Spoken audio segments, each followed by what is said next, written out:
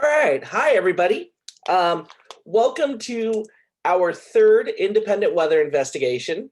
What I'm actually going to do right now is show you how to do the activity that we're doing in this weather investigation. So the purpose of this activity and the purpose of this investigation is to mimic and model what is called the Burgeron process, the way that raindrops actually form in our atmosphere.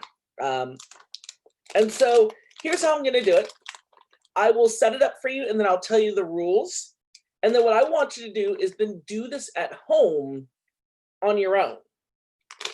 All right? So the whole concept builds around the idea that liquid water has a higher saturation vapor pressure than ice water, than solid ice. And the vapor pressure of the air surrounding these two things is going to be determined by the number of peanuts in this cloud. So here's what I've done. I went and in preparation for the hot chip or in preparation for the one chip challenge that I promised I'm going to do someday, I went and got some really, really spicy peanuts. Now, you don't have to use peanuts. You can use M&Ms. You can use Skittles. If you're not a foodie, you can use pennies, buttons, marbles, anything that you want. But here's what we're going to do. I'm going to pour all of these while trying to not get all the dust on them into my cloud up here. So what I've done is I've drawn a cloud, I've drawn a water droplet, and I've drawn an ice crystal. And these peanuts represent the number of water molecules that are present in my cloud. Now, some of these water molecules are going to condense into my droplet. Some of them are going to freeze into my ice crystal. Okay, so now with that set up, let me tell you the rules on how this works. The vapor pressure inside the cloud is determined by how many of these peanuts, in this case, are in the cloud. All right, so let me count these out. 1, 2, 3, 4, 5, 6, 7, 8, 9, 10, 11, 12, 13, 14, 15, 16, 17, 18, 19, 20. The saturation vapor pressure of the air above the droplet and the ice is given down here. And I want you to use the same one for when you do this at home. So you're going to use 10 for the droplet, 9 for the ice crystal. Now, these are arbitrary numbers. These are numbers I just came up with. The only thing that's fundamental about them is that the liquid droplet has a slightly higher saturation vapor pressure than the ice crystal. So here are the rules for this demonstration. The rules are as such. We're going to start with our droplet.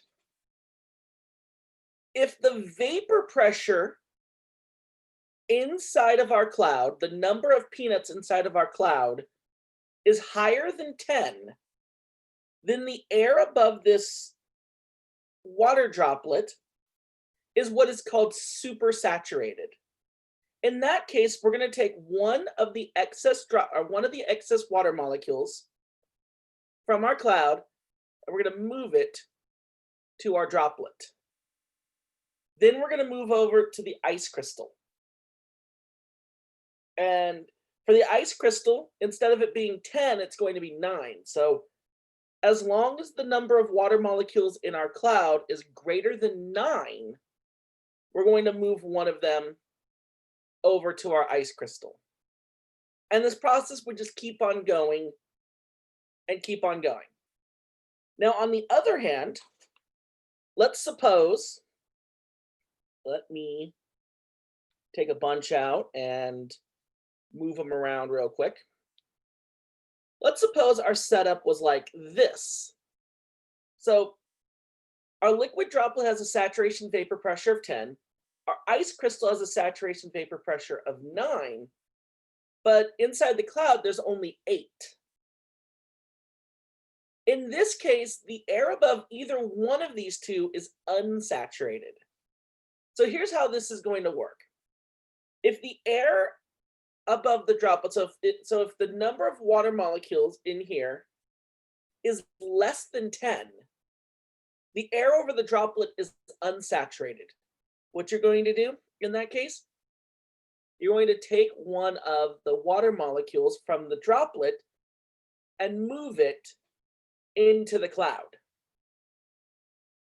Then let's go over to the ice crystal. Okay, so the saturation vapor pressure of the ice crystal is 9.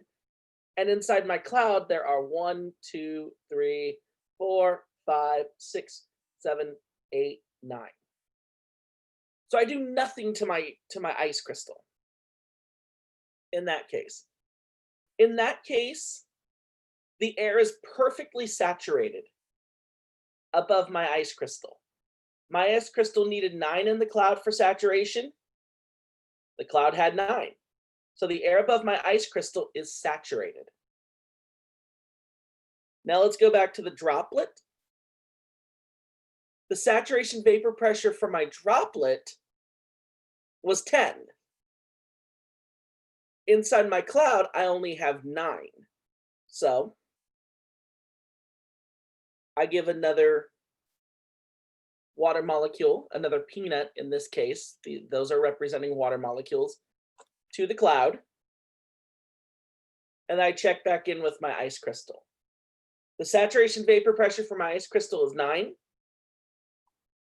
The cloud has 10 in it. Any excess, in this case, 1 water molecule, goes into my ice crystal. Then we start back over at the droplet. The saturation vapor pressure for my droplet is 10. It's only 9 in the cloud. So my water droplet will give up one of its molecules. And then we go back over to the ice crystal. Saturation vapor pressure is 9, but there are 10 in the cloud. Move one over to the ice crystal. Keep doing this process, checking in with each of these until one of these two goes away completely, until one of these two is completely gone.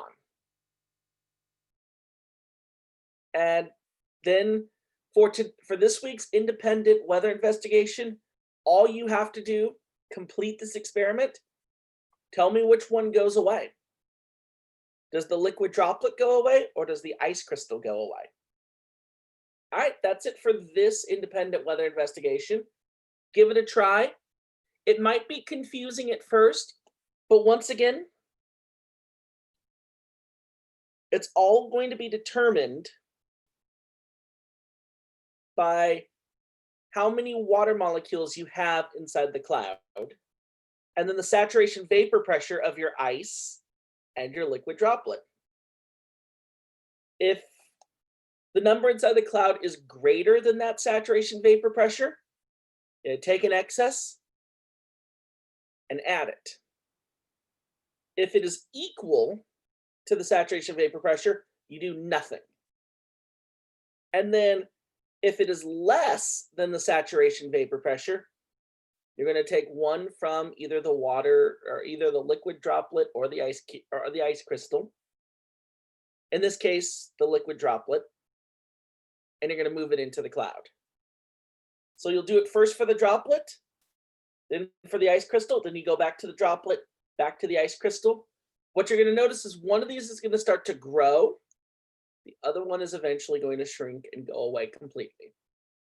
All right, so that's it for this independent weather investigation. Don't hesitate to reach out to me if you have any questions, comments, concerns, and good luck.